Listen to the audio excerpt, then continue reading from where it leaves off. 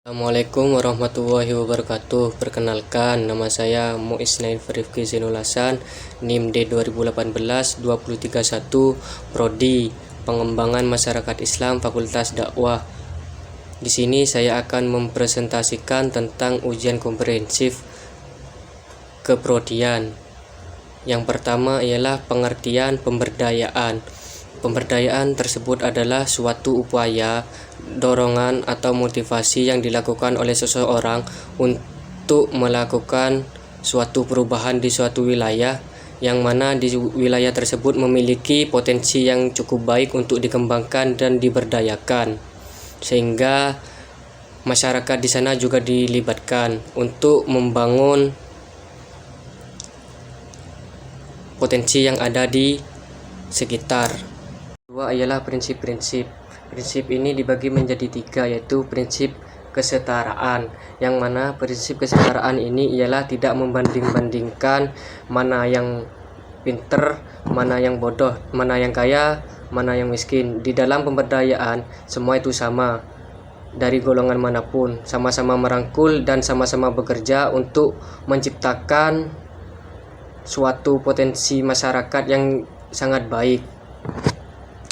Ialah partisipasi, yang mana masyarakat juga berperan dalam berpartisipasi untuk mengawasi, membangun, dan juga ikut serta perencanaan atau evaluasi yang ada pada pemberdayaan, seperti entah itu memberdayakan suatu wisata ataupun yang lainnya. Masyarakat sangat berperan penting dalam suatu pemberdayaan tersebut, karena masyarakat sekitar memiliki hak untuk ikut serta membangun dan membantu upaya pemberdayaan suatu desa tersebut.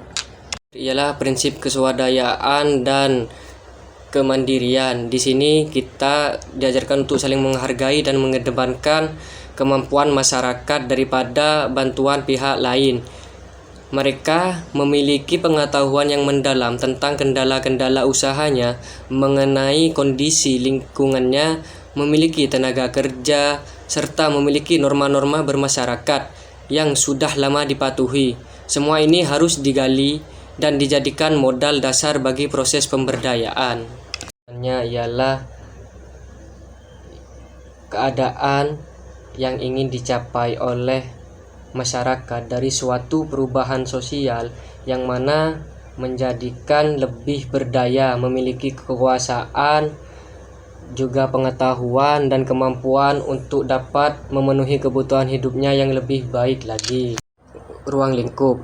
Untuk ruang lingkup tersendiri ialah semua masyarakat agar berpartisipasi dalam melakukan suatu perubahan di desa tersebut, entah itu dari kalangan bawah, tengah, ataupun atas. Mereka bersama-sama bekerja untuk menjadikan suatu potensi yang ada di desa tersebut agar lebih berkembang dan membaik. Ini adalah tahapan-tahapan. Tahapan yang pertama adalah tahapan persiapan. Ada dua hal yang perlu dikerjakan dalam persiapan ini. Yang pertama adalah tenaga pemberdayaan atau tenaga kerja harus disiapkan untuk melakukan pemberdayaan. Dan yang kedua ialah penyiapan lapangan. Persiapan ini dilakukan agar pemberdayaan masyarakat dapat berlangsung dengan lancar. Yang kedua ialah tahapan pengkajian, yang mana di sini dilakukan secara individual ataupun secara kelompok. Nah, pada tahap ini petugas mengidentifikasi masalah keputusan dan sumber daya yang dimiliki oleh masyarakat. Adalah tahapan kegiatan. Dalam tahapan ini petugas berperan sebagai agen perubahan, yang mana masyarakat diharapkan bisa memikirkan beberapa alternatif program yang akan dilakukan untuk memberdayakan di desa tersebut. Yang keempat adalah rencana aksi.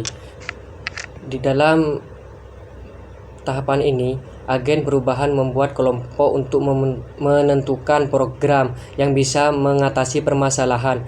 Petugas ini juga menginformasikan gagasan tersebut ke dalam tulisan. Apabila ada kaitannya dengan pembuatan proposal pada penyandang dana. Adalah tahapan kegiatan. Dalam tahap kegiatan ini, masyarakat juga harus memahami maksud, tujuan, dan sasaran program untuk menghindari kendala dalam implementasi program. Masyarakat juga harus bekerja sama dengan petugas agar supaya menciptakan suatu hasil yang memuaskan. Keenam ialah evaluasi, yang mana petugas harus melibatkan masyarakat agar supaya mengikuti evaluasi yang akan dilakukan, agar supaya masyarakat juga paham apa saja yang menjadi kendala ataupun kelebihan yang selama ini dikerjakan. Tujuh ialah tahap terminasi, yang mana petugas harus berhenti untuk melakukan kegiatan, yang mana masyarakat sudah mampu merubahnya sendiri dari buruk menjadi baik.